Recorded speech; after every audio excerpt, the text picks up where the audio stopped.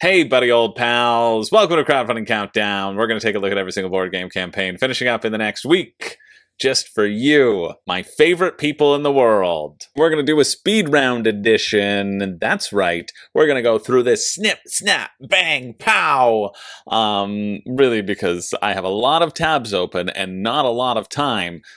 So I'm going to just give you the briefest look possible and tell you that all the games are the same, because all games are the same. Every single game. I'm here to break the news. Every single game is exactly the same. You start, there's a winner, you leave. Why even play them? That's what I'm wondering, but maybe that's something we're going to find out, and maybe we could get deeper with these, our first campaign, deeper questions, connecting those deeper with those who you love. You know who I love? I'm going to come back to you for this. I love my Patreon community. I love my patrons. Thanks so much to them. There are no new patron shoutouts this week, but I just want to say thank you to them for consistently supporting the channel, consistently seeing me for who I really am, and helping me do this week after week after week after week after week. I better keep going or else I'm going to start getting into that Dwight and Jim exchange. Could be 1 week. Could be 2 weeks. Could be. Okay, let's keep going. Deeper Connections. This isn't really a game. It's $30 Canadian plus shipping for 45 questions. 45 question cards for friends and family from a documentary filmmaker who said, listen, I'm amazing at asking questions. I'm incredible at it. So you know what you should do? You know what I did after asking questions on camera? I'm about to blow your little mind, you worms, because I asked them off quick camera. And I finally got to know my family. Spoiler alert, he was making a documentary about his family the whole time. And this is just, it's just a conversation. It's just having a conversation. Do we need this? Do we need this to exist? What do you wish people knew about you? Tell me about a book, song, movie, or piece of art that has significantly influenced your life or worldview. That's just a question that you have in a conversation. Are those not the conversations that people have? I need to know. P.S. My bestie is Carrie Lee, pictured on the left. Carrie Lee. Oh, these other poor fools, they just got slighted. I thought this was going to be a speed round, but I'm spending too much time on this deeper questions. If you want to, for double the shipping price, yeah, so it'll be $60 to get some questions so you can finally figure out what's going on in your dang life. Well, take a look. But the first real game we're going to look at is this one, Ecologic, an ecosystem game. Ecologic is a beautiful logic game, oh, you're speaking my language, whose mechanics were created to show the relationship between plants, fungi, and animals. Let's take a look. Okay, so apparently it has... This game isn't your normal baby board game. They claim, they say, listen, this game has something that nobody else has. Mechanics that we made up. There's completely unique things happening here because it replicates the ecology and the ecosystem of the world that's happening right now. That's how this game got its mechanics. What are those mechanics? We're not going to tell you in the video. You better go to the campaign page to find out. Well, I'm intrigued. I'm intrigued to find out, see what this playtime of 99 minutes is for 1 to 7 players. It seems like it's a tableau builder, which, to be fair, no one's come up with before. I think they were listening to me last time. To be fair, he makes a good point. All board games are the same, except Ecologic. The task of the player is to arrange cards of various living organisms in 4 randomly selected habitats. 250 unique cards. Players compete through 4 seasons to create the most diverse ecosystem, and at the end of the game, the unique mechanics were created to reflect the relationship that occur in our ecosystem. It's not just another boring educational game. The game is really addictive. It's an addictive educational game. We're going to get you addicted to learning, and more so than the best titles on the market, says the creator of the game. Hey, I like it. Give me that confidence that only white men can put forward. Binkowski. I think that's white. As opposed to Wachowski, which is green. Diversity, 3.5 out of 5. Players can achieve goals in different ways. Okay, complexity, 2.5 out of 5. Intermediate players. Randomness, 1.5 out of 5. Maybe results mainly from the randomness of the cards received during the distribution.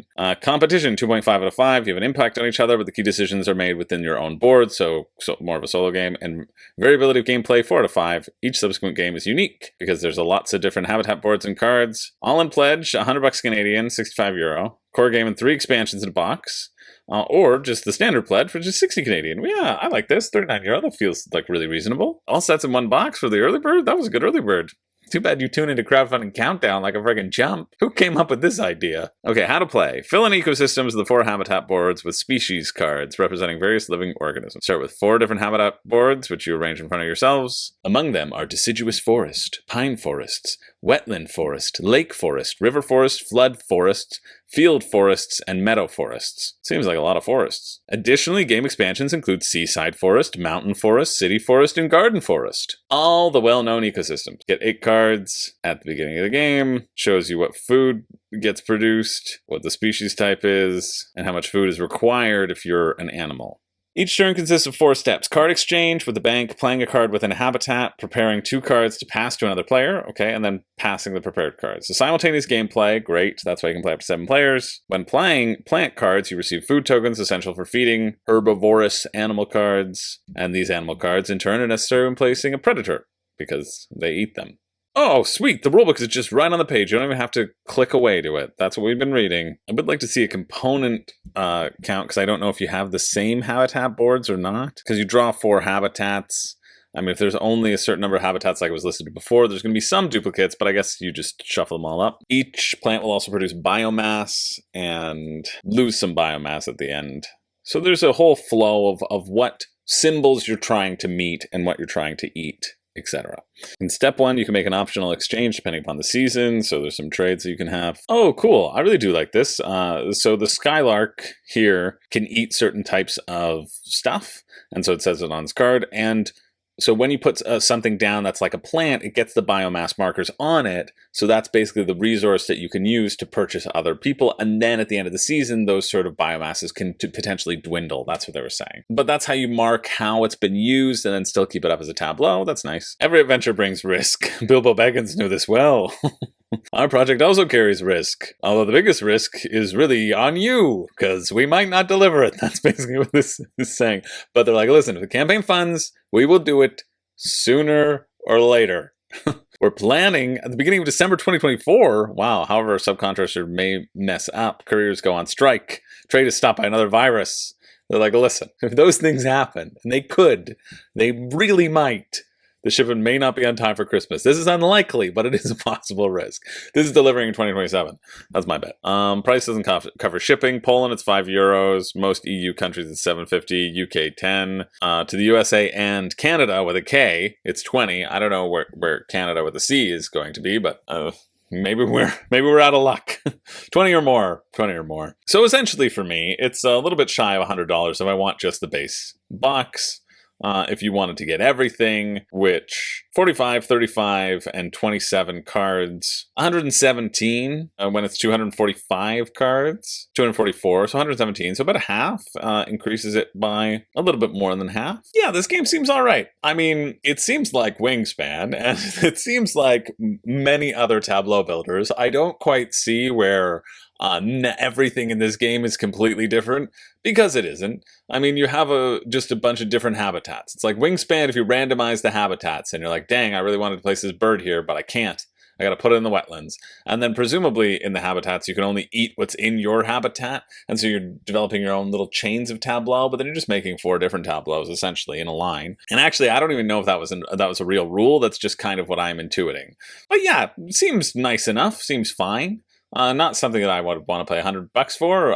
I think Kavango still seems a little bit more interesting than this, which just delivered. I haven't yet played it with Colin, but he backed it, and I'm excited to try it.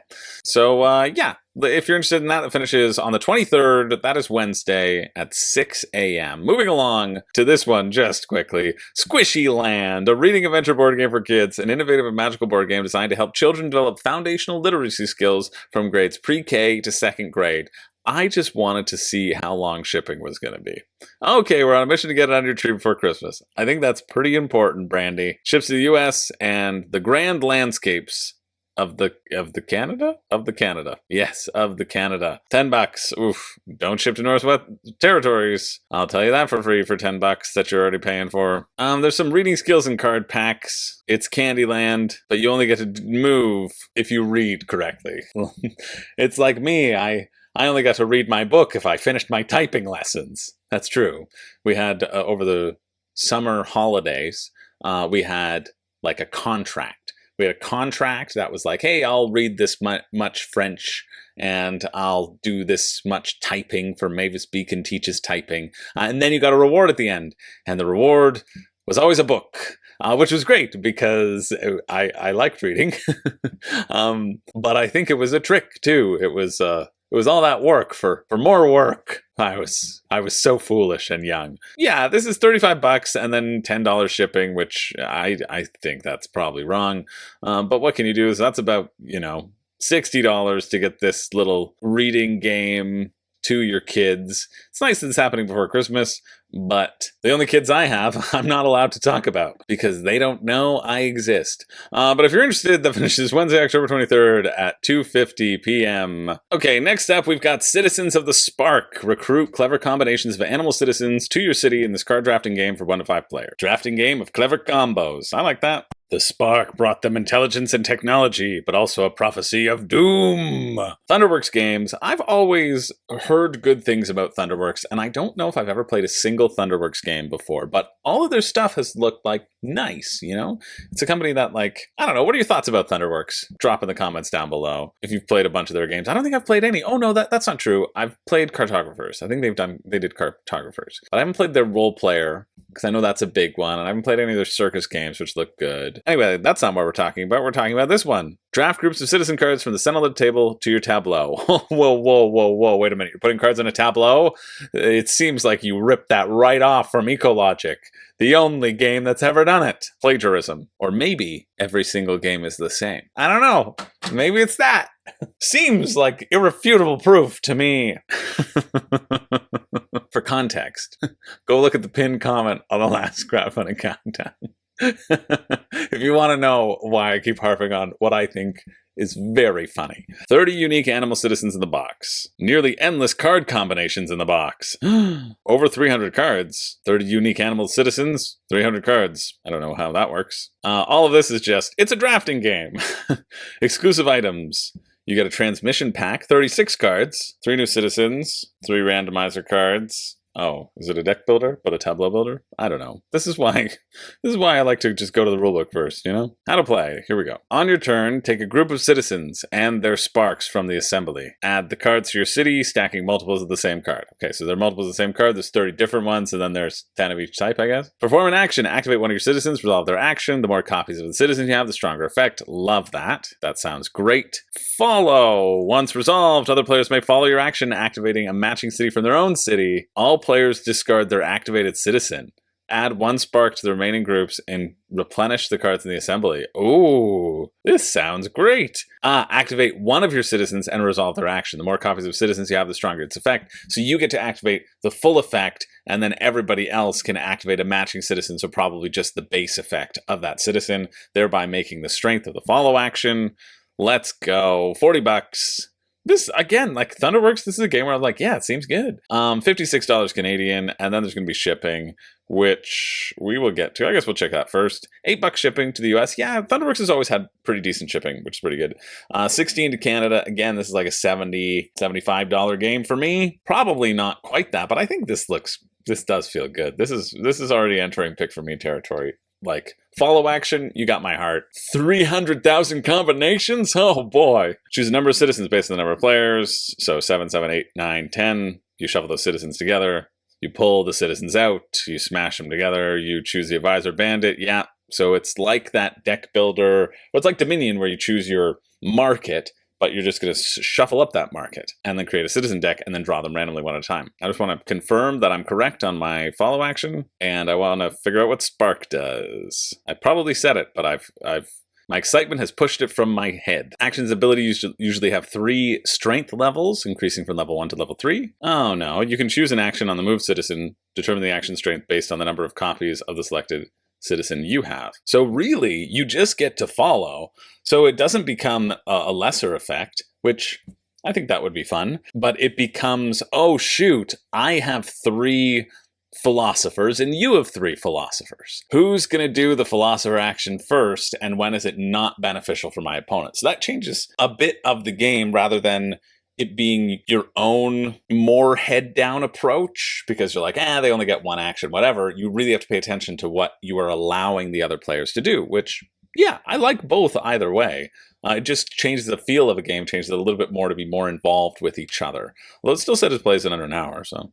The player with the most sparks has built the greatest city, so it's just points. Yeah, seems fun. Seems fun. You can get it for $48 US, maybe that's good. I feel like a lot of Thunderworks stuff is goes to retail. Why I'm saying that, I don't know. Maybe I'm making it up. But that's my feeling. My feeling's never been wrong. So yeah, you can check it out. That finishes Wednesday, October 23rd at 3 p.m. They have a lot of titles, Thunderworks. And I remember seeing like their booth whenever I went to, maybe it was Origins 2022, like a long while ago. And just seeing all the stuff that they had was exciting. Yeah, this looks good. I think this looks good, looks simple, slick, and that's why you have all these additional packs. And that's why, you know, getting 3 new citizens might be worth the shipping cost here, really. If it's like $8, getting those additional abilities might be fun to switch up your card market, essentially. All right, next up, we've got Dinner Party. Dinner with infamous people of history. Entertain your guests, use and combat their unique abilities, and mess with your opponents in this strategic dice and card game. Sure, let's check it out. All right, so this is a little dice rolling game where you're collecting cards that have abilities and help you roll better dice, essentially. You need to roll some dice to hit a number, and if you hit that number, the person comes to sit at your table. I think the key here to you potentially liking this game is whether or not you would be upset if somebody forced Hitler to go sit at your table. Yep. Actual Hitler, the real, yeah, it's not even a card, it's a reincarnation, and then it would make it harder for you to get guests. I feel like that's potentially the sticking point for the gameplay feel of it, right? This sort of, it wants to be funny, it wants to be a funny card game, but it also wants to have like dice rolling and some set collection as well. Every card has its own symbol, and you want to create a perfect set so that you get a bunch of points, etc. How much are you? €28. Shipping cost is €22 to Canada, 6.3 to Germany, 8 to the UK, 10 to the rest of the EU, 13 to the USA. So for me, for Canada, you know, it's about $70 for this small little dice rolling game. I do want to check out the rules quickly, well, because I always check out the rules, but the thing that I'm looking for in here is how many times do you get to roll the dice? That's the question. And if you would be upset if Vlad the Impaler came to your table. That's another one. The infamous, put the Hitler card in the middle of the play area. Rule number 1. Okay, so you do get to re-roll them 3 times to see what happens. And so there's also the crux of the game is that some of your dice will have these drink tokens on them, and you can get these drink tokens, these glasses of water or these glasses of wine, that are worth additional points later on, so that helps you modify the roll. So it's got this baked in, Too Many Bones style fail forward element to the game, which you might like. Seems like a simple dice rolling thing. Everybody loves being around Abraham Lincoln, so that can help you put people in. Nobody wants to be around Al Capone, so that will make it harder for you to put people in. It lowers your value. And so you can entice people to get them into your tableau, etc. Yeah, here's the drink tokens. Here's the guest abilities, can increase or decrease rolls, etc. You can have a rival ability, or you can have like a permanent ability. And why you would ever want 2 glasses of water over 1 glass of wine or vice versa, because they have different effects on the people who are sitting. And especially because each guest can only have 1 drink, and you can't take drinks back to your stash. So there you go. Actually seems like a simple game. I think it would be fun enough. Rolling the dice, pushing your luck a little bit, deciding if you want the really cool, impressive dinner party compatriots, or you want the crappy ones who only need an 8 to roll instead of a 13. Well, you can check that out. The finish is Thursday, October 24th at 6:02 a.m. It is certainly better than our next one, Parks and Potions. You want to know why? Because that's why. Launch through Launch Boom, which means no free publicity for you on this channel. We're moving forward, but that's great for me, because saves me a tab. We're moving on to this one, Voidpilot. I know all you Voidfall fans out there just got a little knot in your stomach of excitement, but it's Voidpilot's Legacy, a new solo sci-fi tabletop game. In this solo spacefaring game, command your ship and lead your crew through dangerous missions and exciting combat to earn your legacy. Well, that was a pretty epic video, but will it play like that? That's the question. First created for this solo sci-fi tabletop adventure that is around, or based around, a lot of card play. $40? That's pretty cheap. Pretty good for Kickstarter these days. 56 Canadian plus shipping. You know what that means? It's like $80 for me, but still not bad for Kickstarter these days. It's like 70 or 80-ish cards, some dice, and some tokens. To win, you have to survive 8 runs through the event deck while earning as many legacy points as you can, or completing special scenario objectives. You lose when your ship's hull points are 0, so you lose when you explode. You lose all of your loyal crew. Yeah, everybody around you has died. Your adversaries beat you in the combat too many times because everyone around you has died. Or you're out of fuel for the jump because then you're boarded by Cylons. Nothing is more thematic than a heroic sacrifice at the right moment. Well, I don't want anybody to be sacrificed. We recreate those moments with our innovative heroism mechanic? Oh, your crew will valiantly sacrifice their lives? Oh, no. All right, so you complete missions. You select your active event from the primary and secondary events in the captain's event display. When you successfully complete the active event, you earn resources, including ally, ore, and queues. Didn't we talk about queues before? You can store up to 4 resource cards at a time. Okay, sure. Resources are used to repair your ship, and you just store them on the side there. You're like, yes, I'm using you for your resources. Upgrade your events. Defend your ship. Yes, I understand, but you're not telling me what I'm doing. You're just telling me sort of the buzzwords in this how to play. So let's actually read the rules and see something more effective. Step 2, prepare the event deck. I don't know, but you're going to prepare it. Pick and prepare your ship card. How? I don't know, you just do it. Set up the play area. Okay. Let's see. These are the 3 cards in your station market. Take the top 3 from the loot deck and place them up here. Okay. At any time, you can sacrifice a crew member by removing 1 marker from the life support card to re-roll 1 die, or move 1 power token, or kill 2 people to just choose what dice you roll. So everything is sort of dice-driven, I assume. Take the top card of the event deck. This is your primary event. The card behind it is a secondary event.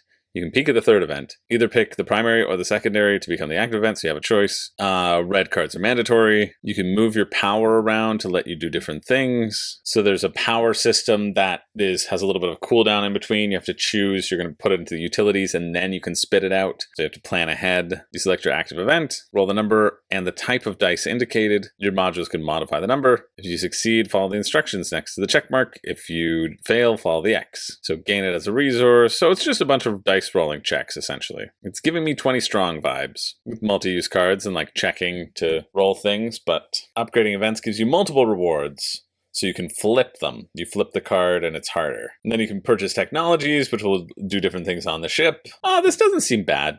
I mean, it seems okay. I think, like, I'm not a solo player, right? So I'm not the person to really review this. Ruel says, this is a full-on strategic game. There's strategy here. Well, thank you very much, Ruel. You let us know. What's shipping? Shipping for the basic edition is $20 to the US, so $60 for just that base edition. The special edition includes just like a few extra cards, and it has like acrylic tokens instead of the cubes. Canada, $30. Yeah, I mean, unfortunately, this is correct. It's a good shipping estimate. I don't know. I mean, I'm happy that it's funded. I think if you really love 20 strong, maybe you could check this one out. That could just be because it's really one of the only solo games that I've played. But there is that aspect of managing your resources, managing your rerolls, getting new additional equipment, which is always fun. The idea of turning the cards that you complete into those resources and then using those resources when you need them, I think could be okay. So yeah, I think this might be all right. Check it out. That finishes Thursday, October 24th at 10 a.m. Moving along to this one, Split the Hoard. Negotiate, demand, or steal the loot you desire. Didn't we already look at this? No, it's different. All right, I'm going to watch the video first, and then we'll come back. I don't know what I thought that would give me, but yeah, I pretty much know what it is. Players played in a series of round, victory points, set collection, I cut, you choose mechanics. Okay, game ends when all the treasure has been split. So you're going to draw 3 cards. Face up, they are the treasure. Face down, it's just a coin. You draw 3 treasure cards, place 1 on each of the 3 slots of your player board. Each treasure's value will be 1, 2, or 3, depending upon which slot you choose. That makes sense. You also have your own little special ability. Okay, cool. You take turns to negotiate with other players. Oh, because everybody does this at once. You use your coins from your haul to pay for it. The cost of the treasure is equal to the number of coins shown before. So you've decided, I got 1, 2, and 3, and somebody else is like, I really like that 3. And you're like, okay, I want your 1 and 2 coins, and they got to decide if they want to do that or not. Then you can add treasures to your haul. You put them below your player board, and they can do things. Oh, you can choose to activate them by discarding them from the haul into the treasure pile. Victory points are scored from public titles everyone can see, hidden titles unique to each player, and some treasure cards. So the coins don't matter. Coins don't matter, the items don't matter. You're basically bidding on these different actions that you can take and then trying to hit different objectives. Yeah, let's look at the rules. Some treasures have rank and can be used to earn specific titles. They all have a number 30 on the top left corner. So it's just the color of them related to the color of these. And you need that many to get that specific title. So then I'm like, oh, I see if I give you this green one, you get that, you win. you get that title. I'm not going to give you the green one. I'm going to trade it to somebody else. There we go. The Munchkin effect. Oh, you have to place at least one onto the negotiate thing, but maybe you can just take the treasures into your haul. A player must use coins from their haul to pay for another player's treasure. So on your turn, you can either take money, if you're like, nah, none of that's interesting, or you can negotiate for something else, and you can take what someone else put up. You put any remaining treasures from their negotiate cards into their haul, so you get to keep it no matter what. Oh, if a player has no treasures left in their negotiate cards, they draw 3 cards from the Hoard deck and place them into their haul as treasures. So you really... I'm just confused as to why it says you must place at least 1 treasure. It feels like they need to place all 3 treasures. I'm going to assume they need to place all 3 treasures, and that's just a rulebook issue, because otherwise it's weird. There's the criteria. What is it? Score if you have the most coins. Haha. So it's not just, 30 points, but it's worth 30 victory points. I see, okay. And then you check your treasure card to see if you've earned victory points as well. Yeah, I think it seems simple fun. Print and play for £5, that's nice. The box game for 27 Canadian, £15, that's quite nice. And then it's about £7 to get to anywhere, £5 to the US or UK, £7 to get to Canada. So approximately 40 bucks for Canada. 40 Canadian dollars for this. Oh, and this comes from like a RPG company. Cool. Yeah, I think this is quite simple. I feel like Biblios. This feels like Biblios. Or if you're like, that seems interesting, try Biblios. It's kind of what it gives me some vibes of. That finishes Thursday, October 24th at 5 p.m. All right, next up, we've got this. Earth. Wait, no, it's not. It's Nature. A redesign of the award-winning Evolution board game. Wow. How many times has Evolution come out over and over and over again? Because I know like a couple years ago, they contacted me and they sent me Evolution to review, or Evolution New Age or whatever. And then it got lost in transit and I was never able to get a copy or whatnot. But if this is just the same game, it's just the same game. Or you can just go and get Evolution in stores right now, right? Nature. This one isn't a $1 pre-pledge. I gotta scroll to the bottom because I think the only thing that we were talking about it on Discord. No, we're good. Promoted by Green Inbox.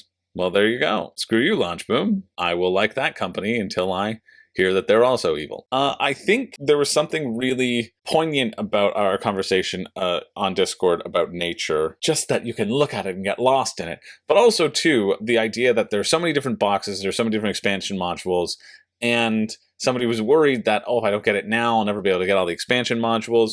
What I would say to that is that, A, it's done very well, so it'll probably end by North Star Games, because Evolution was in stores, this will be in stores. B, you can wait till it gets into stores, you can wait for the reviews, you can maybe try it out at a board game cafe or something, and then you can decide if you like it. You'll probably be just fine doing that. Remember that. You don't have to buy things here. And it kind of hit home that if it was on a shelf right now, would you go out and buy it? Or would you just buy it because you're on Kickstarter and you're on the internet and you need a little dopamine hit? I got a dopamine hit for you. Go to Board Game Arena and play a game. Get out of here. Okay, let's look at Nature and see how similar it is to what I know about Evolution. I mean, yeah, a hype trailer as well. Alternate art pack. I do like those. I love seeing those as promo things because I never feel FOMO for them because I don't care. What am I going to do? Throw out the other art? You can only use one copy in the game. Played Evolution? Click here. Okay. Played Evolution? Read this. How is Nature different from Evolution? That's great. Nature is my grail game. It's the one I always wanted Evolution to be. Before I made Evolution, I was a pro Magic player. Evolution was my first attempt to bring that CCG experience to a more casual game. It failed. It was too complicated, too punishing when you made mistakes. The expansions were incompatible, too complicated to set up. The core game is simple enough to teach families and casual gamers. It's a stretch, but it's doable. That's nice to hear from the designer. I think the way the marketing machine sells you on buying every expansion is with the phrase, now, the base game is good for casual players, but if you really want depth of complexity, get ready for an amazing module with every single expansion. A base game is garbage. Don't you dare even touch it. But so to hear this, like it's a stretch, but it's doable, gives a real recognizable thing to hold on to. More forgiving. In Evolution, new players are most vulnerable to predators, which can feel brutal. Yeah, you're just constantly eaten by predators. In Nature, any population, body size, exercise and traits you lose are returned to you. Nature allows you to recover and create a stronger species in the next round. It's kind of neat. So just a minor setback to modules dramatically change the game. They can be explained in minutes and added to the game in seconds and played in milliseconds. Interesting. Great question here. Can you rewrite the rules for evolution to play like nature? I just like having my copy of Evolution is what it says. I really like the rainbow watercolor art of Evolution. No, I don't want to buy your game. I just want to play with Evolution. Many of the rules from nature can be used in Evolution. Feel free to use the ones you'd like. I prefer people play Evolution, which is much of the improvements from nature as possible. Cool. Unfortunately, it's impossible to turn Evolution into a modular system, which is one of the coolest innovations, or rebalance the cards without a complete overhaul in the text. So yeah, I think you could play Evolution and you could try the differences from nature. The rulebook is available. And that would be fine. You can do that right now. How to play, let's go to there. The goal of nature is to adapt your species in an ever-changing ecosystem where food is scarce and predators lurk. You receive points for growing and sustaining a flourishing population. 4 to 5 rounds, you draw a hand of cards, you gain a new species, you bring life and opportunity into the ecosystem. You have adapting and feeding. So there are a number of traits that is very similar to evolution where you give your species a certain trait. Suddenly, your cheetahs can fly. You can be fast. You're essentially just giving them keywords. Opportunistic to take advantage of food, which gives them different abilities. And then during the feeding phase, all species compete for a limited amount of food in the ecosystem. Species may forage for plant food at the watering hole or evolve into a predator and hunt other species to eat. Nature, the lost traits are returned to you. You can create a stronger species in the next round. That feels really nice. That change actually feels very nice from what I know and what I've talked to people who've played Evolution. It's a real sort of slog of like a take that fest, and that feels like it might reduce the take thatness pretty significantly. That's quite nice. Score points for feeding your species population. Keep them alive. Score the most points to win. Yeah. How much are you though? Digital, which includes a bunch of stuff, $10. Save $10 off MSRP. Okay. Digital big box, $30. Save 40 from MSRP. That's pretty good, actually. Who knows? Might just be on Board Game Arena. Nature, $39. Ah, nice price. $54 Canadian. That's quite nice. Here are the modules, though. Flight for players who prefer to avoid conflict. Jurassic for players who enjoy feeling invincible. Nice. Natural disasters. Players who love games that create stories. No, players who love random events, hitting them. Arctic tundra. For players who love a challenge. This is going to be a slog. Amazon rainforest. For players who enjoy bluffing and surprises. Ah, I enjoy bluffing and surprises. North Star will support the nature game system with 1 to 2 modules each year for the next decade. You know what that means? That's what we were talking about. That means there will be another Kickstarter. That means if you're on the fence right now, don't worry about it.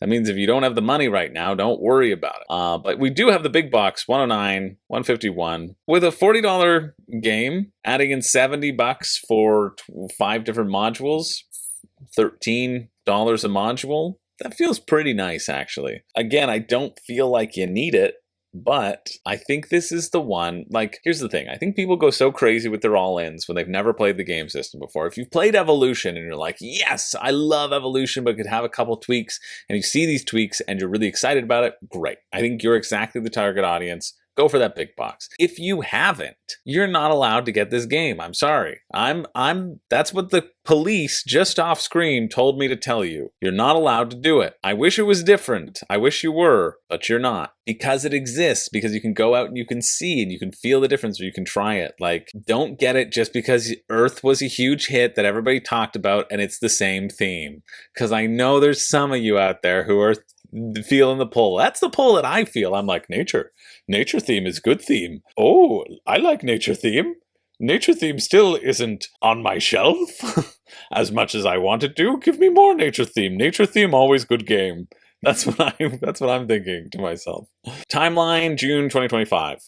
Retail timeline, August 2025. Nature Retail Edition, Jurassic Flight modules.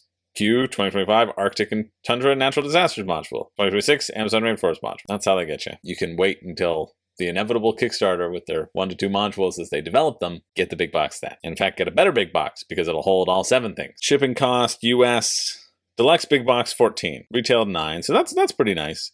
Canada 15. Wow. That's nice for me. Australia 17. Seems nice that they're subsidizing and making it fairly consistent to get to all people. Thank you very much. North Star Games, you're helping out the North Star, which, as we all know, is located in Canada. If you're interested in that, it finishes Thursday, October 24th at 10 p.m. Not a horrible shout, but I think you need to ask yourself will retail be better for you? Do you need every module? Do you play every single module for all the games that you have? I was just playing Unfair recently. Finally finished playing the Hacker comic book Kaiju and Ocean decks, because I'd played a couple of them and then hadn't played the rest. And that's one of my favorite games. Like, it's in my top 10 games of all time. And so I have all the modules for them, and I now have played all the modules. But the amount of time that it took me to play the modules, if you're an Omni gamer, if you're only getting together once or twice a week with people and you play different games, right? You don't need them. You don't. As always, I will be here to try to remind you of restraint. And if you're really excited, well, I hope you enjoy it. The finish is Thursday, October 24th at 10 p.m.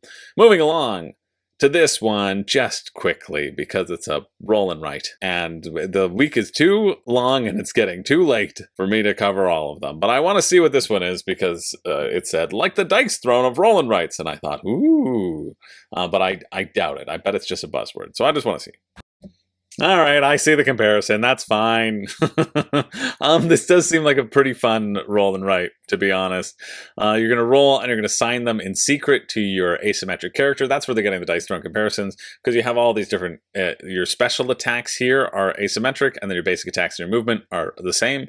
You also have these different little mini games where you're surrounding symbols to get extra bonus values that you can use for your attacks and stuff. Then you resolve your action phase, starting with Montoon with the highest speed. You resolve your actions in any order. So you run around the map, you get in position so you can punch each other in the face.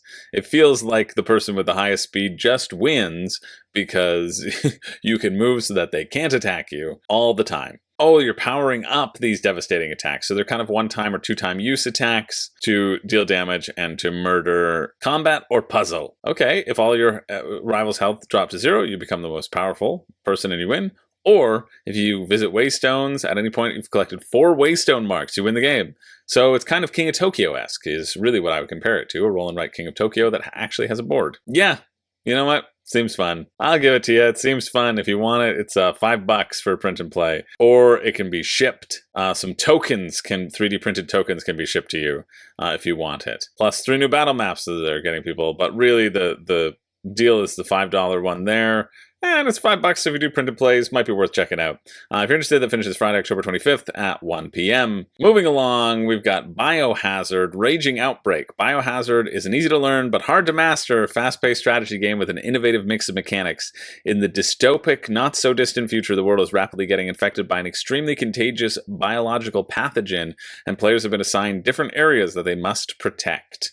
Okay, let us see. So pandemic-esque, the world is disintegrating. You have a map of the world that you can protect, but it is competitive. It's a competitive card collection and resource management and area control game where players are assigned different areas to shelter from a biological threat, where you want to push the virus towards somebody else, which is very funny.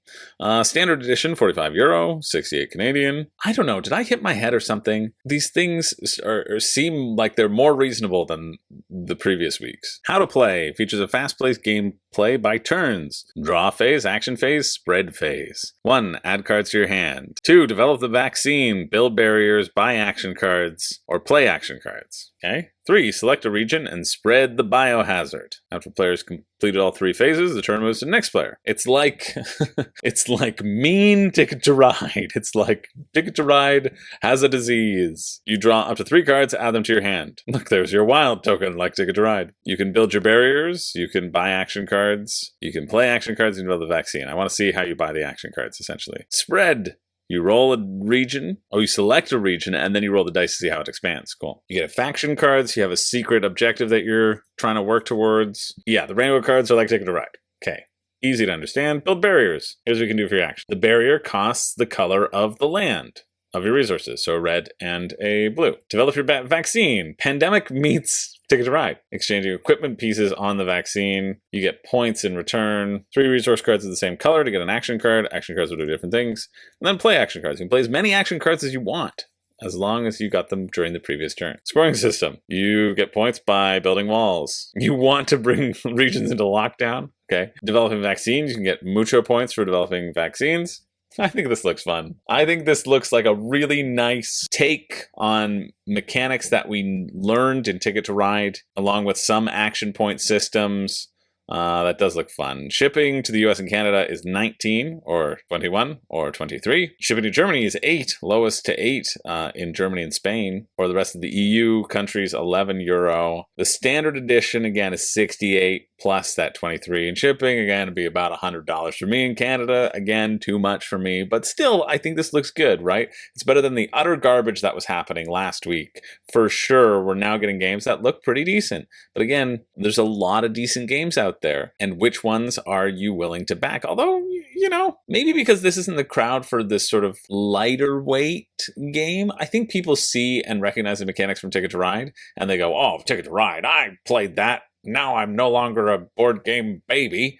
And I play Voidfall. But I think, you know, there's something very solid about that system and that way of drawing cards up. So yeah, I don't know, should be doing better. That finishes on the 25th of October at 10 a.m. Also finishing on the 25th of October is this one, which, oh, it just crossed $1 million Canadian. Dang, I was so close to doing 5 Reasons You Shouldn't Back. And I know I've been super lax as the 5 Reasons You Shouldn't Back, and that's just been a lack of time, but we are going to talk about Cloudspire Harbinger, the epic conclusion to Chip Theory's much-loved, one-of-a-kind cult classic. 3 new factions for PvP and skirmish play, plus a bevy of fresh chapters and scenarios for the legendary solo and co-op campaigns. If you want some new factions, that's what Cloudspire is going to give you. And there's also a 20-strong Cloudspire that's happening down here. We're going to take a look at what's on offer, and then we're going to talk about Cloudspire in general. And yes, I'll give you some reasons why you shouldn't back Cloudspire, because you shouldn't back Cloudspire. Reason number 1, and the only one you really need to worry about, this would have been reason number 1, is that you're going all in on a game you haven't played that's known as one of the most complicated games out there. Are you nuts? Are you insane right now? You haven't played it and you're like, oh, I need it. It's Chip Theory Games. I know there are you out there. I used to be one of you. And then I realized I had no time to even learn one faction. I do love Chip Theory Games, though. Chip Theory Games is a great company, so I get the hype. But still, play it. Just get the base. Like, if you've been interested in Cloudspire for a while, you can just get the base. Anyway, I gotta watch this video, and then I gotta talk to you about reason number 2. Reason number 2 being a Cloudspire trove chest already exists, and Chip Theory refuses to talk about it. Well, not anymore. I'm bringing that controversy to light. Coming up next, a nice little trailer showing off all of their awards and accolades. Oh yeah, number 2. I said that I was gonna come back to it. Well, this is the unofficial Cloudspire storage chest, which, to be fair, Hextra, indomitable Hextra Shamalama Ding Dong is his full title, has made this beautiful thing and was also like, yeah, I'm just now going to turn it into a Hoplomachus Victorum chest, and I'm going to get their Cloudspire's chest. But still, it's a gorgeous, beautiful, beautiful thing.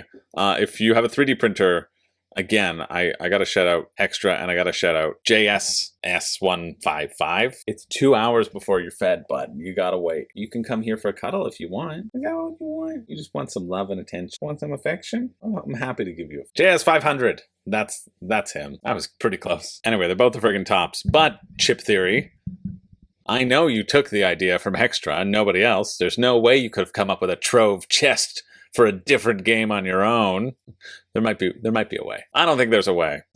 Honestly, really great how to play rulebook. I had not quite known how to play Cloudspire, but it sort of revolves around, at least from what I can tell of this, just distilling this video. If you watch it 2 times speed, you can get through it in 15 minutes, and that's also a pretty low entry for considering a pretty heavy Chip Theory game. Obviously, not everything is going to do, or is going to be covered, rather, in the video, but still.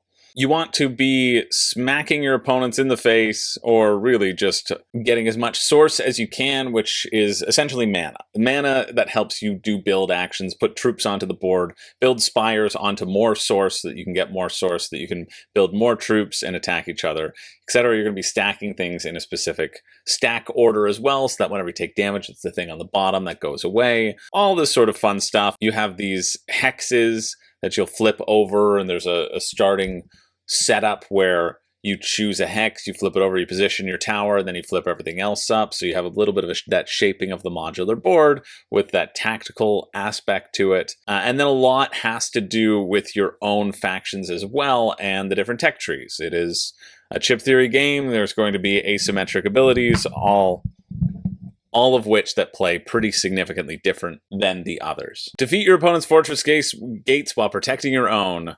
At the end of the game, the faction with the most powerful fortress will be declared the winner. So you play over sort of 4 waves, and if you don't kill your opponent, then it's like, it's over. Who's the strongest? I also do like, as an action, you can pay to reshape the board. So Chip Theory can give you a whole stack of little 3 triangle neoprene mats, and you can slop that down on a section of the board if you want to change the landscape, create a new opening, run along a different path into your opponent's base, that sort of stuff. So yeah, seems fun. Reason number 2, or reason number 3, we already talked about their box. Reason number 3 would be that you don't like 2-player head-to-head games, right? This is sort of as war game as Chip Theory has ever been, in the sense that you have your goal is to defeat the other player, right? Chip Theory has a lot of co-op games, and here this is not their co-op game. This is a clash of 2 different factions. You're choosing how to build your faction, you're choosing what upgrades to get, and which ones to put out onto the board. And if you find that you don't play those games and you don't delve into those games significantly, or you're not interested in the solo mode, then again, probably not a game for you. And so this faction is just giving this expansion rather, is giving you sort of 3 new factions: the Shada, the Graft, and the Shaft. The Keel, or 4 new factions.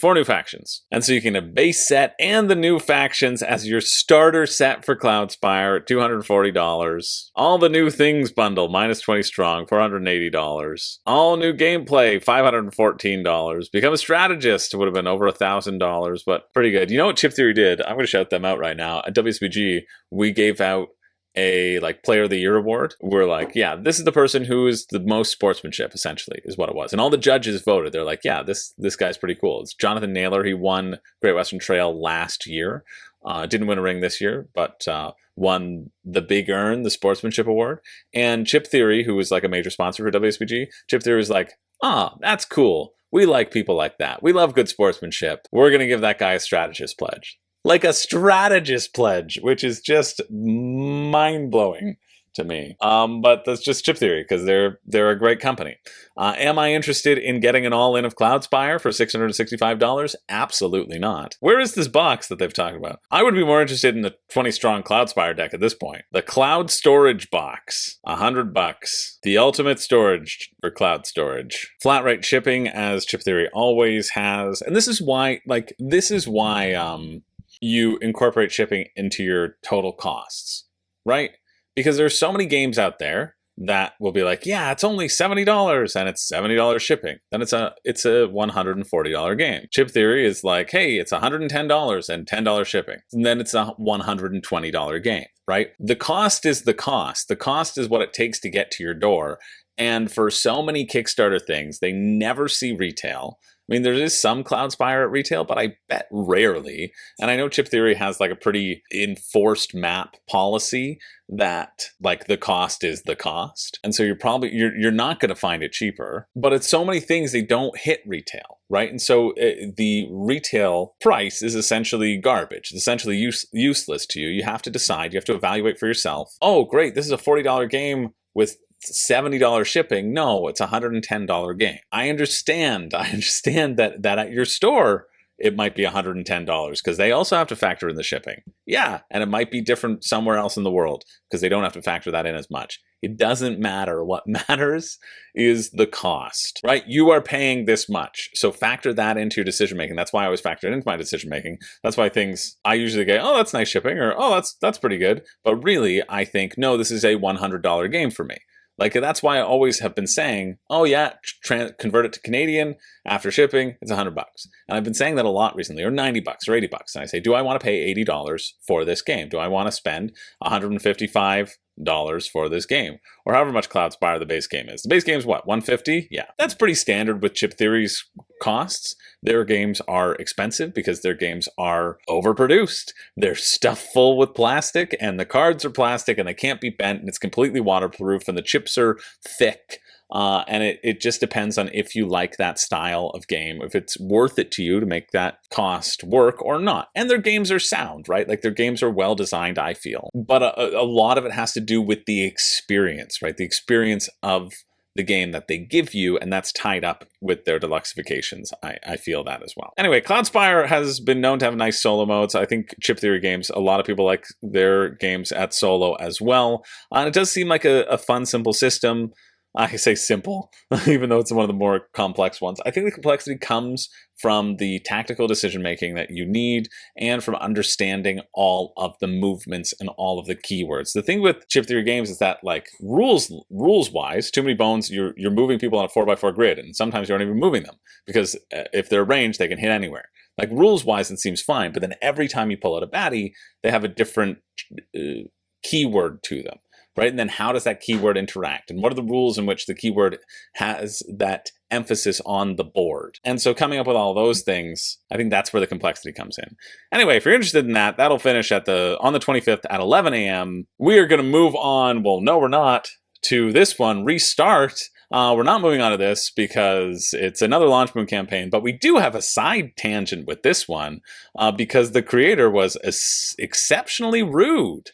I feel. You know what a $1 pre-pledge can't buy? Manners, I suppose. As I think they started with the old adage of the standard justification that people do when they do the $1 pre-pledge, and then continued with the closing their ears to other people's comments with a weird parable that doesn't actually deal with the question at hand. Like, the students knew what they were getting. I've got no clue about the game except for the good looks. Oh, stop by our booth at Essen. No, or you could just, like, give more information on the page. Oh yeah, and here's when people were talking about the $1 pre-pledge. They said, this great gaslighting, which is, we don't believe in these psychological manipulation effects. If they existed and we used them, well, I guess magically you'd be on the same page with us right now and we wouldn't be having this argument. So because you're not convinced right now means the thing that you brought up doesn't exist. That's what they're saying. That was my favorite part. Because, you know, if this existed, then it would be 100% effective. And so anybody who disagrees, it doesn't exist. Because somebody disagrees, it doesn't exist, doesn't have an effect on anybody. You can come up to me and punch me in the face. Well, please don't, but if you had to, I hope you have a good reason. And I may not break my nose, but you could punch someone else in the face and their nose might break. Is it because my nose didn't break that I must assert that all punches to the face will not break noses? Nope, didn't happen to me. Didn't happen to me. Can't happen to anybody. I don't have any empathy for any other living creature because I care about me in the truest sense of Freud's ego. And I think this argument could work. I mean, I think people do make the argument. People are still using $1 pre-pledge, which I dislike. But I think you can just, like, have a real conversation about it, or not say to your backers or the people who are trying to have a conversation with you, like gaslighting statements, or just basically saying screw you to anybody who engages with you in good faith. Anyway, too long didn't watch. The creators of this kind of seem like jerks, and I don't really care to look at their game now, do I? Let's move on. To this one, StarDriven Gateway by Rock Manor Games. StarDriven Gateway is a game for 1 to 4 players that plays in about 30 minutes a player.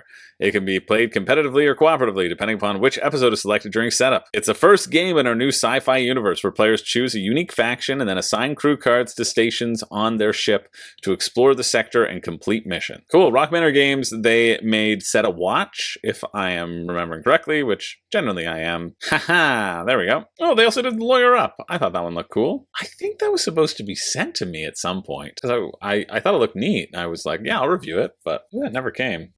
Yeah, that one also seems kind of fun.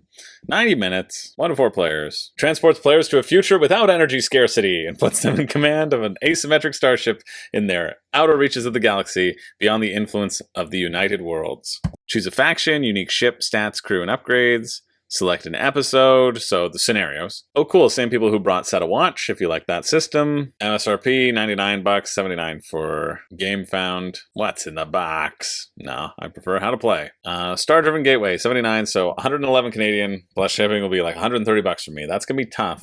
This is sort of giving me, I mean, I have to look at the How to Play first, but it's giving me like slight Unsettled vibes. Just probably the space theme, the different characters on each slot, and assigning dice to those characters. Because in Unsettled you have 3 dice and they sort of slowly tick down.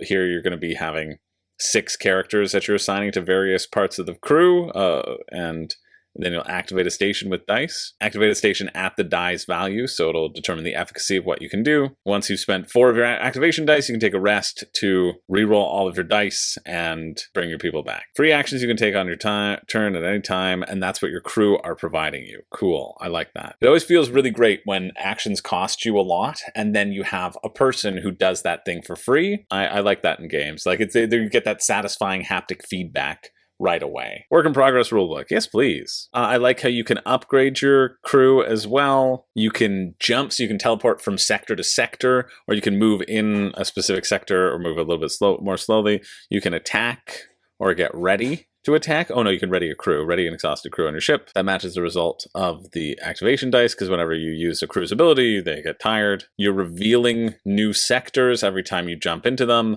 There might be different things in there. There might be objectives, there might be anomalies, so there's that randomness element of that exploration, if you like exploration in your games. Completing missions. To complete a mission, you have to be in the sector that matches the biome depicted on the card in the mission market. So get to that place, discard or retire crew or exhaust promoted crew that equal or exceed the Iron Man's helmet of the mission.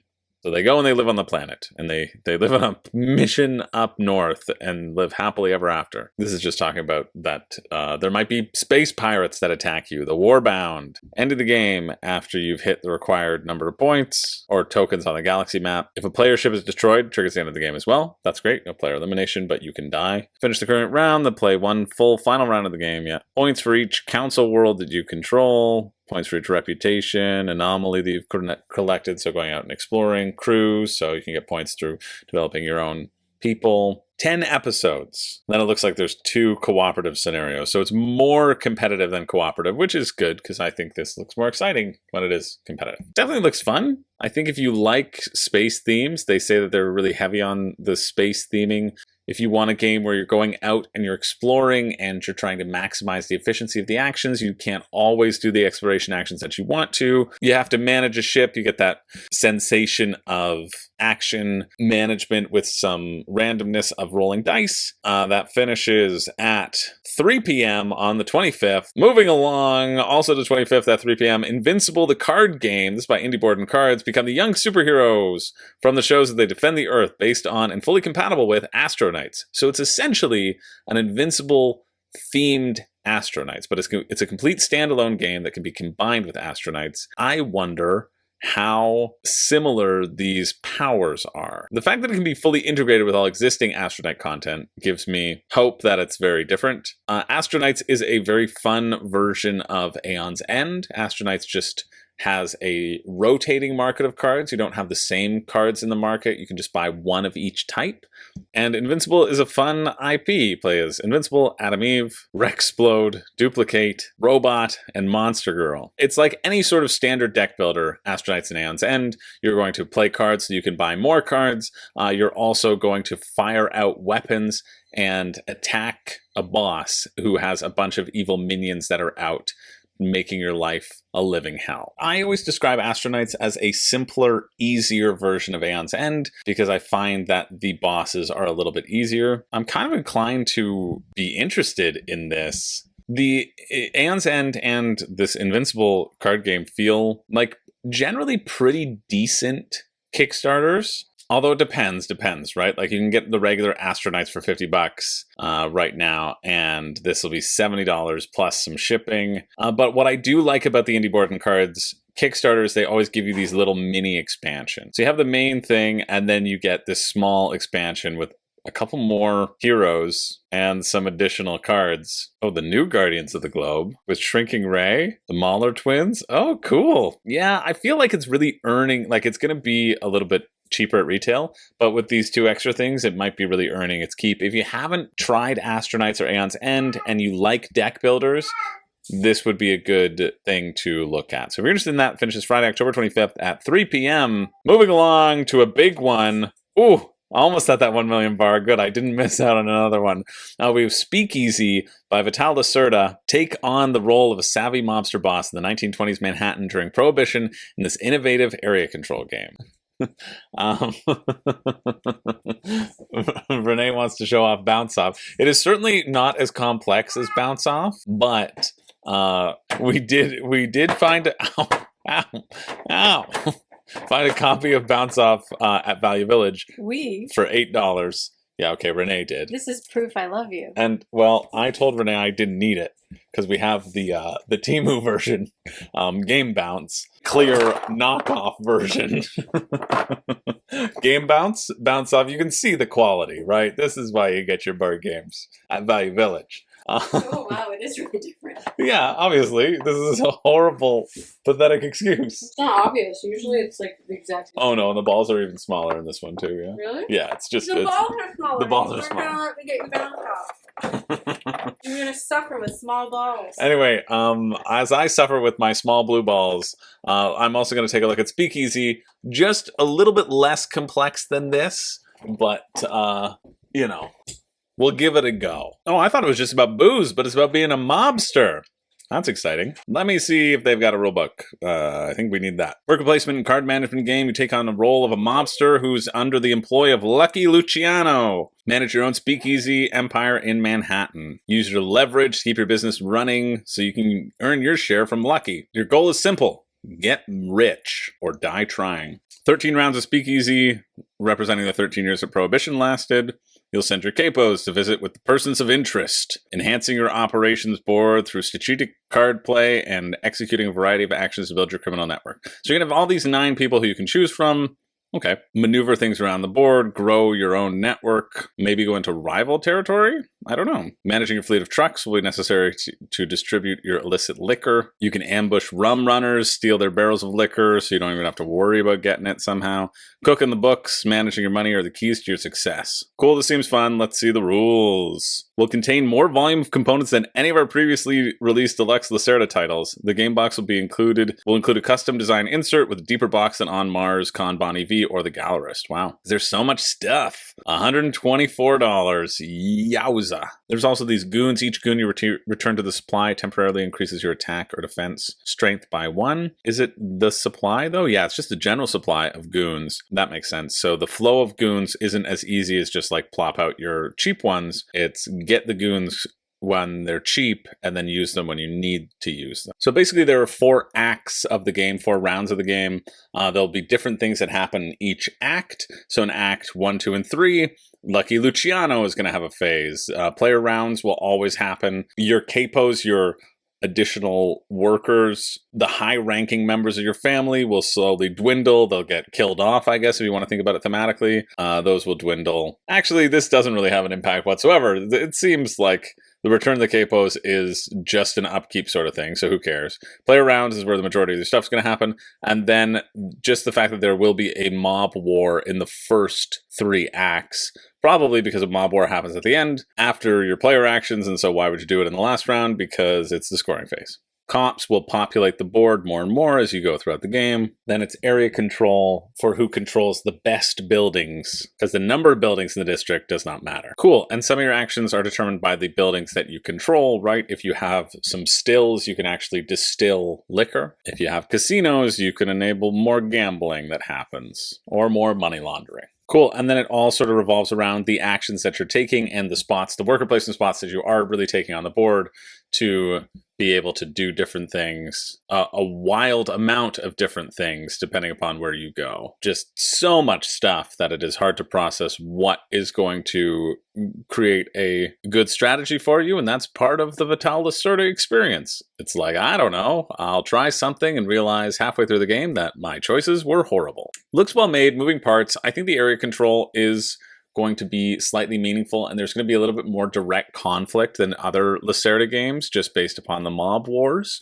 It's also a very punishing game in terms of ties and how much money you make off of those ties. So essentially, if there are 3 people tied for second and 1 person is in first, the 3 people tied for second essentially get the 4th place money payout. That was one of the examples in the rule book, because there are 4 tiles that are equal or above them. And so that's how they know they only get $20 instead of 35 or 20 or 30 as second place would have been. And so like the vying for control and vying for dominance to get the most money in those things is going to be very tight. And I think best at more players because you get that tension. Pledge Manager will launch a game found near November 12th. That's pretty good. Speakeasy Kickstarter edition, shipping to the US $19, Canada $22, so comparable there for us.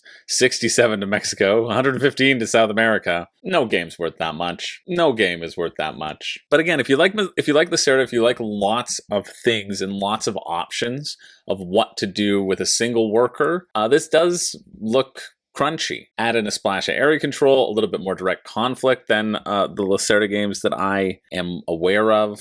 Yeah. Could be pretty good. I think it does looks quite interesting to me. I fear it would get the same result as Tammany Hall to me in terms of that like tight area control. I mean, obviously more Euro than Tammany Hall, but Tammany Hall left my collection because it wasn't getting off the shelf, and I would be worried that this one wouldn't as well. But hey, if you're interested in that finishes Friday, October 25th at 4 p.m., we're going to continue moving along as quick as we can because I have 4 hours before I have to get up. Okay, I have to look at this because I don't know. It feels way underpriced because the standard edition is $9 Canadian. For more than cards, there are tokens too. I don't see how anybody is being able to create this for $9 Canadian, but that's an incredible thing. If it's, I don't know if it is though. Let's take a look. Quick look at Candy Eggsplosion. Kids go out to get some sweets, and you do your best to fulfill their candy requests and egg each other's houses. It's a Halloween night. You set the card drafts at an egg token supply. You give each player the initial candy cards. In order to win, you have to get the candies, egg your neighbors, improve your pattern. More importantly, fulfill the kids' candy request before other players do. Pile up your cards to get chain reactions. A la Candy Crush? I don't know. Wild candy represents any candy. Okay. Player with the most victory points at the end of the game wins. Great. Let's see the rulebook because that's nothing. Take a candy card from the draft. Place vertically. You have a maximum of 5 piles of candy. So you got to stack candy on candy. If you put candy on eggs, you got to remove the eggs. So you want to create patterns of candy for kids. They'll only eat candy in the right order. So you're shifting your cards around, and people throw eggs at each other, but you can just put candy on top of a candy that has eggs on it to get the eggs out of the way, but then you lose access to potentially something that you were chaining together to create a pattern. And it's $9 Canadian, and they don't have any information on shipping. I wouldn't back that. No shipping information means no backing. Sorry, I don't know how they're making it that cheap, but I wouldn't trust it. That finishes Saturday, October 26th at 10:03 a.m. We're moving along to Who Murdered Turtle? Really, because I just wanted to say that. Who murdered the turtle? The murder mystery whodunit card game. Let's check this one out quickly. Okay, it's exploding kittens of just draw a card over and over again, but you can murder each other because you have a murderer or you have a turtler. One of you is the murderer. Figure out who the murderer is. You can play any number of action cards from your hand, but you draw a card from the deck to end your turn. And if it's a murder card, well, you can't defend yourself, then you're out. So it's not actually the murderer who does anything to murder you. It's exploding kittens, but somebody is a murderer. Strangely. $24 Canadian. That's pretty much all that it is. Plus, shipping to Canada is $24 Australian. Shipping to the United States is $24 Australian. So, around $46 to get this game that's got really cute art and a great title, and unfortunately, I think that's all that it has going for it. But if you're interested, that finishes Saturday, October 26th at 6:41 p.m. Next up is not something we're really going to cover, but I needed to make you all aware of the sorts of things that appear on Kickstarter. Guess what? You've heard of many different types of Monopoly from many different places in Georgia. But have you heard of Jewopoly? That's something. A Jewish twist on a classic board game. 14 backers have pledged almost $5,000. Do we think that people are spending that much money on it? I don't think so. A portion of the proceeds go towards fighting anti-Semitism, which is great considering all of the anti-Semitism that you've created by creating a game called Jewopoly. Don't worry, just go visit the Kosher Railroad for only $100 Canadian. Or take a stroll down Orthodox Avenue or Lotkey Line. Okay, we're moving on. We're not covering this because I don't really cover Compass Games stuff, not because of any ill will. One, I clicked on this because I was thinking that it's the creation of Jewopoly is a worse crime than anything the Pontiac Bandit did. And two, I just want to give a shout out to Compass Games. They make a whole crap load of Eurogame, war game, like intense 5 to 6 hour campaign games. And so if you like that sort of older style of gaming, longer games, war games, just remember Compass Games exists, and I'm going to put them in here just to shout them out, but that's certainly not a rulebook that I'm going to read. But what I will read is this. We have West Story, a different story than West Side Story or West Todd Story. This is a town building game where you manage your card tableau, cowboys, and resources to develop an old West town economy. Well, that looks fun. It also shows you what you can do with AI voices now. You can tell because the typos are still in the script. That's at least one thing a human can help you with. This does sound interesting, though. You're going to roll 2 dice, and there's going to be a row of actions that you then choose to activate. It looks like you put cubes on them, so I imagine you can't activate the same actions for a while, which seems interesting as you have these 2 different rows of things that you can do. This is one where I'm definitely going to need a rule, or a box in a nutshell. I love quotes without a person. Rulebook, here we go. Yeah, very, very short rulebook. That is not that surprising because it's just developing these actions that you're going to be taking. So you roll the dice. Everybody is resigned to these. Production defines which actions all players will now mark and execute on their player boards. Okay, so 2 and 5. So, okay, a little bit more space-based-esque than actual meaningful decisions. Players mark and execute actions from their player board simultaneously to get coins, hats. Then they can take a turn. They can buy up to 2 cards in the market, which they then put on their player board, or they can trade with town to pick up a certificate. Then you pass the dice. Okay, so just Machikoro then? Yeah, closer to Machikoro than space-based, and that's not a compliment. If an action in the row is already marked with a something, move to the right to the first available action in the row to mark it. If you just mark 2 actions with the same symbol, so you hit a revolver and a revolver on top and bottom, you get a combo. You get to mark something else with the same symbol. There'll be little objectives, essentially, that you have to complete, these villains that you need to pay off or fight them with coins. So you pay them off. And if you're unable to remove the token, you put coins on it, then the next person to come just gets those coins for killing them. So the already beneficial thing becomes more beneficial. Dang. That video was so nice, and then we get to the actual meat of the game, which is, it's seemingly not a lot. Like, this idea of purchasing action cards seems cool, but like, I would prefer you roll the dice and that's the efficacy of a certain action, and then you can choose whichever one you want to activate on your board, knowing that later on you might get a better number.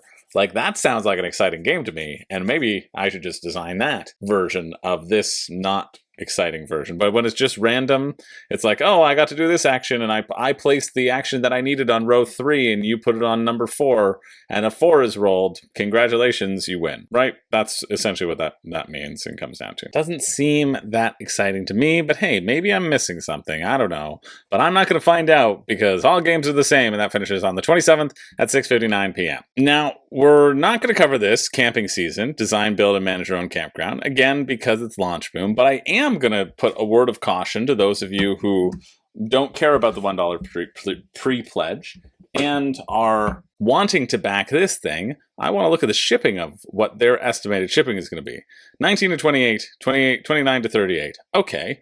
Then I also want to look at their first one, which also did $1 pre-pledge, and raised quite a lot of money, quite a significant amount of money that you think you'd be able to cover shipping costs, and yet, well, their shipping table seemed to be about the same. Okay, 15 to 19 for the US, 19 to 28 US. That's kind of the shipping for flat rate, whatever. And their shipping rates went up pretty significantly for some people. Shipping rate 3 times that we originally posted on the campaign. For a few of them, shipping rates more than 90% are within 10 to 15 of the original shipping rates. So not the original shipping rates, but 10 to 15 over, so double of your $15 estimate. Let's be clear. We can fudge the numbers however we want. And 75% of the accrued shipping rates are within the ranges what we originally posted on the campaign. So that's nice. 90% are within 10 to 15 of the original shipping rate. I don't see how those numbers work. There was a 150% increase in cost of ocean freight over the past several months. I haven't heard about that. Literally any company. That was back in July. We've figured a way to bypass our prior logistics to get a better rate for those who are seeing the $166 $6 for shipping, and are incredibly pleased to announce that we'll be able to charge between $50 to $60 shipping for those regions. We also want to acknowledge that it was our mistake to believe what we were repeatedly told, that there was no other option or solution to get the shipping costs lowered to folks affected by the $166 cost. This is why you always make sure that you're excited about shipping. This is why they've, I guess, bumped up their shipping ranges, but who knows what's going to come about. I really wanted to tie this in as like, hey, people who do the $1 pre-pledge don't spend more time looking into advertising than they do looking into the actual industry. And maybe I will finish with that. Who knows? I don't know if it was like completely that, but I also don't know where their shipping estimate came from or how things raised 150%.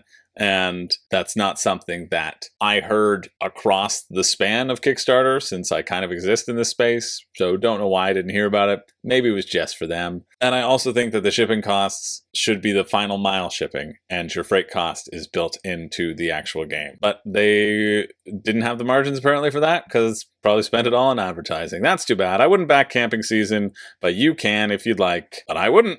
Above and Below is going to finish. Haunted is going to finish on the 28th at 7. That's next Monday at 7. And there's a couple other ones, including Desolito and this one, Pleasure Burst, that I wanted desperately to get to. But I think I'm going to call it here for the week. And so if you're looking for my thoughts on Above and Below, well, just tune in Monday next week. Early in the morning. You'll still have some time, but I don't think you're looking for my thoughts about Above and Below. You know my thoughts. Get it at retail. It's kind of what we do around here.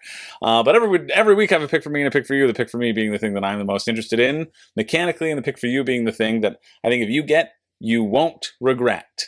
Or you'll regret the least. But first, we're going to do a good old-fashioned grunt down to see what we have in store. No, absolutely not. Yeah.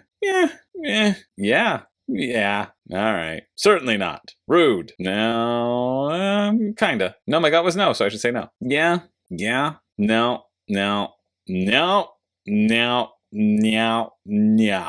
So actually a pretty decent week. Some decent titles, none of which you should go get. But it's not so horrid that I have to take away the pick for me and the pick for you. So the pick for me, I think, is going to be this one, Citizens of the Spark. I think this drafting seems simple. I love the follow action. That always gets me going. I like the ability of the people. I like the difference in the cards. I like that the rows are kind of tied together. There's a lot here that I really like. I like the look of. I like the art. Everything here seems pretty neat, and I also think that the small little expansion that you get on Kickstarter might help negate the shipping and might be worth it. So yeah, Citizens of Spark is going to be a pick for me, and I think Invincible will be the pick for you. I really like the Night system. I really like Anne's End. It's not Speakeasy, because I think Speakeasy is going to be a deviation from standard Lacerda, and I think people will go in thinking that'll be a regular Lacerda, and then it'll deviate a little bit too much for them. That's my bet. And it's not Cloudspire, because you already have Cloudspire if you know that it's a pick for you. You already did it. But Invincible, I think you actually are getting a pretty decent value with the stretch goals. I mean, it's just like an additional expansion that you're paying for now. But if you were to pay for it now, I think you would get it. I think you would enjoy it. This is also the third iteration of Astro Knights. And because of that iteration, I always find that they kind of work out the kinks. And so I feel it's a fun IP as well. You're probably paying a little bit of IP tax too. But yeah, I think this one looks cool. And it's cool to see potentially two good uses of the Invincible IP, because I heard the other Invincible game by Renegade, or Direwolf, I think it was Direwolf who did it, was a good one. So those are the picks for me, those are the picks for you. That's it for the week. I have a flight to catch in 4 hours. So I'm going to leave it here, but I hope you're having a wonderful day. My name is Chris George. I don't have a catchphrase, but I do still need to pack. And it is 12:30.